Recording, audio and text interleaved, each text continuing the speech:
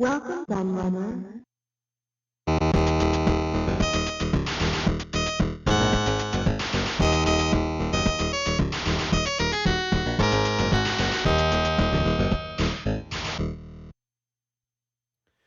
Hello everybody, Q&AK, the Laird here, and today I have a board game review for you, and this is a tie-in with some previous videos that I've done, a part of a regular series of sorts, because I've looked at quite a few of these old MB games, board games now, based on arcade games.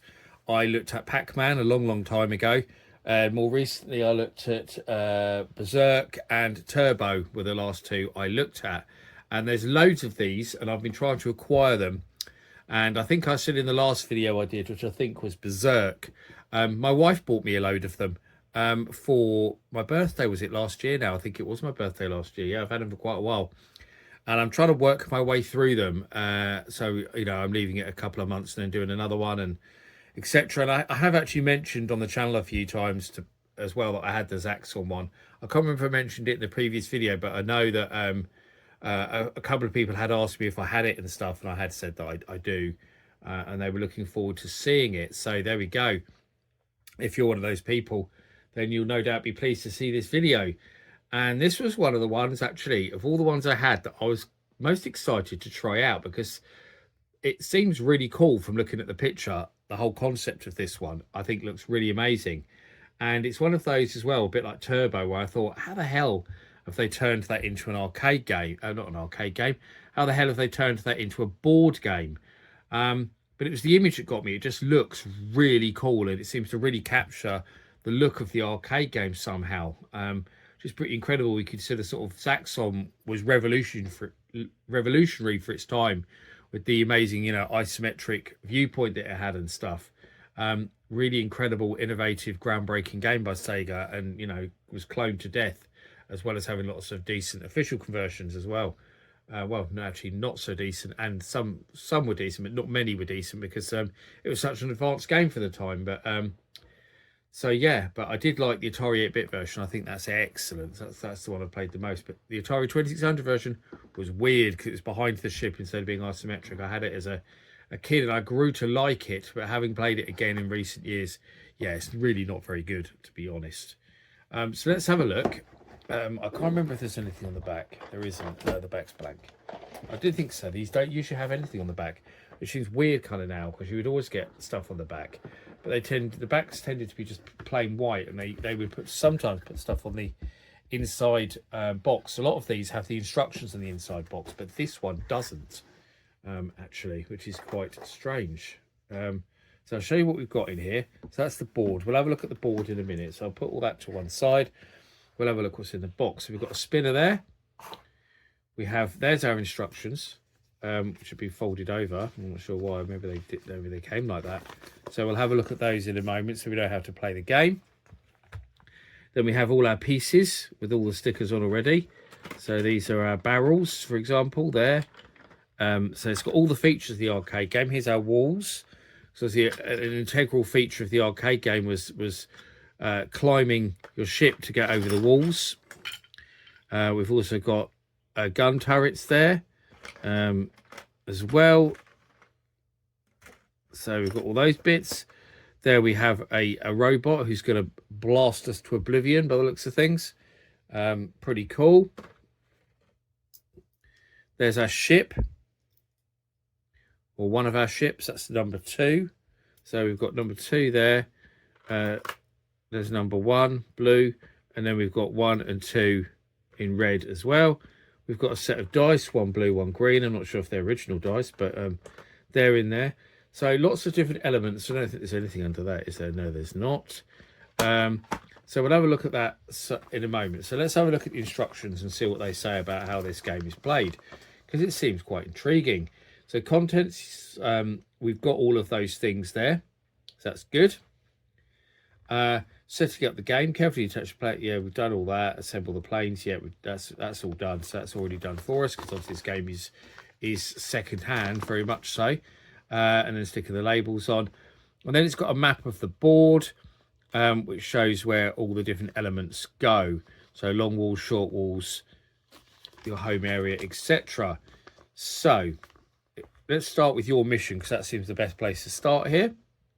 So each of your planes must shoot one target and one fuel tank in the outer section, and one fuel tank and Zaxxon in the inner section. Travel from your home base up the outer section, over the second wall into the inner section. Both players roll their dice at the same time. The low roller always plays first, followed by the high roller. Re-roll if it's a tie.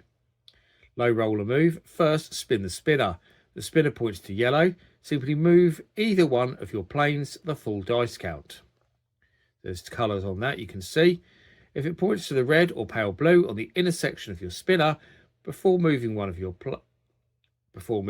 planes, any plane, you or your opponent, in a red bordered area containing a silo or a blue bordered area containing a turret must immediately return to the home base and start again. So that's a bit confusing the way it's worded. It's basically saying if your ship is in one of those areas, it has to go back to the beginning. If the plane is on the inner section of the game board beyond the two short walls, then it goes back to the player's own colour restart position. Once the silo or turret has been destroyed, the area is safe and you cannot be returned to the start. If the spinner points to the Zaxxon on the outer part of the spinner, the low roller must move and or shoot with Zaxxon. Note this only applies later in the game. See moving Zaxxon. So it's actually quite confusing so far, but I will say that I have played it, and actually once you start to play it, it does make a lot more sense than reading it from the instruction manual. So using your dice throw, in your turn, your fighter planes will use any combination of moving, shooting or changing altitude. So moving your planes move by dice count from one space to an adjacent space in any direction, and you may move either one of them. You may start again, and you may move either one of your planes or both of them, splitting the dice count in any combination. See figure 5. So it's basically showing you can move how you like, really. Changing altitude, you can fly your plane in either its raised high altitude position or its lowered low altitude position. Lowering or raising your plane counts as 1 point of your dice count throw. Shooting targets. Your fighter planes can only shoot in a straight line through an empty adjacent space in any direction from the space they are occupying. Each space the shot passes through counts as 1 on your dice count. Your plane must be at low altitude to shoot a target. When you shoot a target, remove it and place it on the space provided next to your home base. Once the target has been destroyed, you may land on that space. So just going back to the thing about altitude, you'll see, look at that. Isn't that cool? You can raise or lower the height of your ship. I think that's such a cool feature. I was quite impressed by that. Someone stuck a bit of tape on the edge of that to hold the sticker on. Why did they not use glue? What a lazy way to do it. So there we go. Look at that, the blue one. That's really cool. What a cool idea. Reaching Zaxxon. On your journey to Zaxxon, to destroy him, you will encounter the following obstacles. Targets you must destroy. Each of your planes must shoot one target, either a silo or turret, and one fuel tank on the outer section of the game board, and one fuel tank on the inner section of the game board. So to keep your plane fueled up. A plane cannot pass over or land on a space occupied by another plane.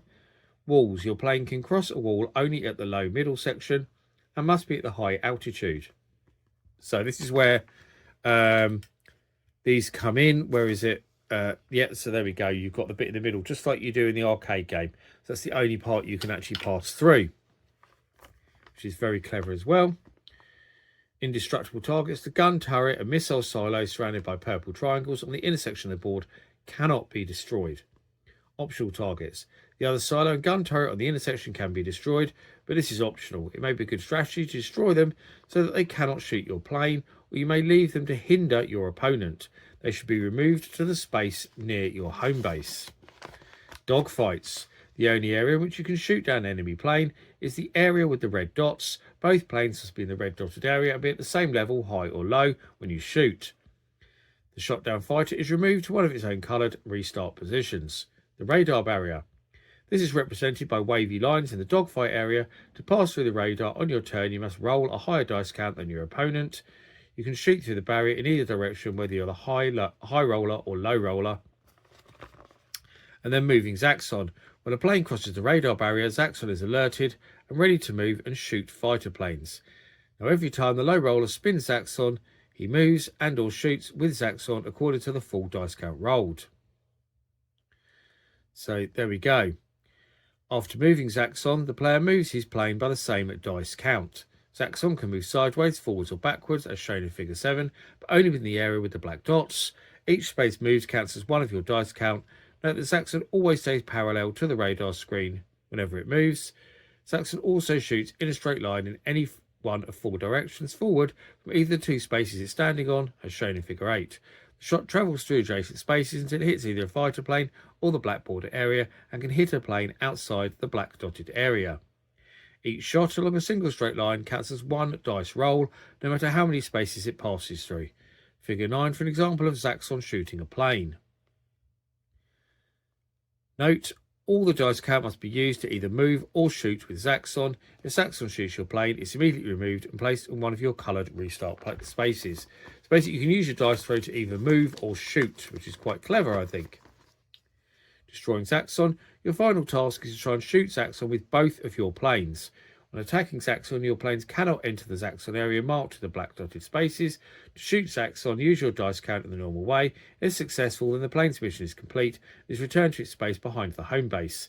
Each time Zaxxon is hit, he is returned to the Zaxxon starting square. Winning the game, the first player to destroy the enemy targets and shoot Zaxxon with both of his planes wins the game. There's a 4-player game where you've just basically, you can have 1 plane each instead of having 2 each. So it works slightly differently. So that's the instructions, and some of that might not make too much sense because we haven't actually looked at the board yet, which is always really hard to do on camera because it's just really awkward because of the size of it. So let's try and get that way. So there we go. So there's the bottom half of the board. So you can see this is where the Zaxxon goes. This is where one player starts. This is where the other player starts. And it shows you where to place all the pieces. That's not a problem. You can see that. And you've got your gun turret zones. And your dotted squares. And all of that stuff that it... Well, not squares, I suppose. They're hexagons, but it calls them squares. So, and as you put your barriers in, you can see there as well. So basically, that's how all that goes. And what I'm going to try and do is I'm going to try and set up the board and show you. 15 minutes later. Okay, so now you can see the whole board set up there with our Zaxxon, with our player pieces there set up, the barrels, the gun turrets. You can see the pieces where you shoot them, you put them to the side of you. It goes on about the barriers and you restart places. They're behind these walls at the top. I'll try and move it forward so you can see a bit more.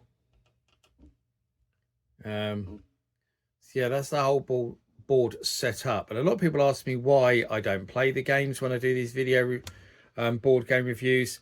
And there is a very simple reason to it, because I need people to play it with. I do play these board games with my wife quite often because she likes playing board games, but she does not want to appear in my videos at all, especially because of her job. She does a very sensitive job, and she doesn't want to be seen on videos or doing anything for that reason, which I totally understand. So really, I don't have anyone else I can play these games with who can appear on camera with me. So unfortunately, I have to make do with just showing you what the game is all about. That is the best I can do, I'm afraid. But at least you get a good feel for how it works. So obviously you can move your pieces around the borders. Notice that piece is a little bit broken, which is a shame actually. It's got a bit of the corner snapped off. So obviously this is what it means by you can move round things, or with this here you'd have to raise it into the up position to go over that wall. Therefore it can fly over. You see that's higher than the wall now. That one doesn't stick in place, but this one does. This one's actually a better piece. So this is old though, so you know you've got to expect these things. So as you can see that where it's up. The same when you go through these barriers here as well. As you can see, it has to go over that wall. You have to be in line with these to shoot them. Boom. Here's our Zaxxon, so he can move anywhere in this section. To be able, he'd go this way though, because obviously with the gun facing where you're going. So obviously each player has to work up and round like this. And actually, although say the instructions sounded quite complicated, it's actually very straightforward, and it's actually a lot of fun. And it's a really original and interesting concept for a board game. And I think that out of all the ones I've played so far, the Pac-Man one is still my favourite. I think the Pac-Man board game is brilliant, and it works so well. And it's so easy to play, especially if you've got younger kids and stuff as well. But I think this is my second favourite one because I think it's really innovative. It's got some really cool features, like the way the planes go up and down. It's faithful to the original game. I think they did a brilliant job with this. Yeah, I can't recommend this one highly enough. So if you like to collect these old board games, then I do strongly suggest getting Zaxxon and taking it for a spin, as they say. But yeah, really, really good. I've got more of these to come. So if you like board games, keep an eye on the channel because I've got some more to come in the future.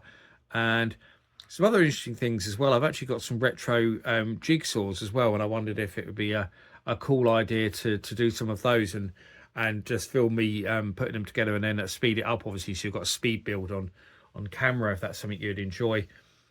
Possibly as well, away from the standard more sort of video game content, change things up a bit. But yeah, I digress. As always, I thank you for watching. I've been the Laird, and I'll see you all again for another video very soon. Bye bye.